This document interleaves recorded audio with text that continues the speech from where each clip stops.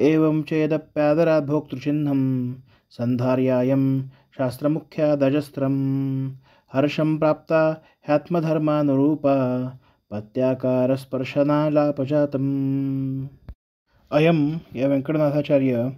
एवं चेदपि अशा प्रकारे दारिद्र्य असताना देखील भोक्तृचिन्हम म्हणजे भोजन करताना धारण करायचे चिन्ह चंदन अंगाराक्षंती इत्यादी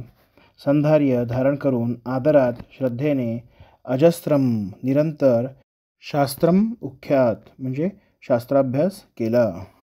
आत्मधर्मानुरूपा म्हणजे व्यंकटनाथाचार्यांच्या धर्मास अनुकूल असणारी म्हणजेच पत्नी सरस्वती पती म्हणजे पती व्यंकटनाथ आकार स्पर्शन म्हणजे त्यांच्या शरीराला स्पर्श आलाप म्हणजे संवाद जातम याने उत्पन्न झालेल्या हर्षम आनंद प्राप्ता मिळवला व्यंकटनाथाचार्यांना एवढे दारिद्र्य प्राप्त झाले असताना देखील त्यांनी त्याचे कधी अवडंबर केले नाही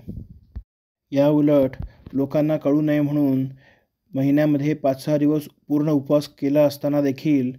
त्या उपवास केलेल्या दिवशी देखील भोजन करताना धारण करावयाची चिन्हे म्हणजेच चंदन अंगार अक्षता इत्यादी धारण करत असत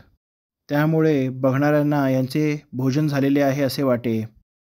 एवढेच नाही तर यानंतर प्रसन्न चेहऱ्याने ते शास्त्राभ्यास करत असत अध्यापन आदी करत असत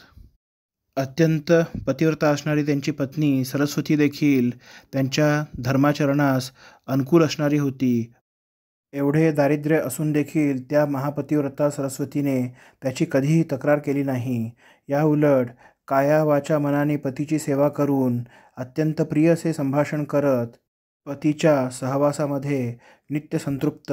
नित्य आनंदी अशी होत गेली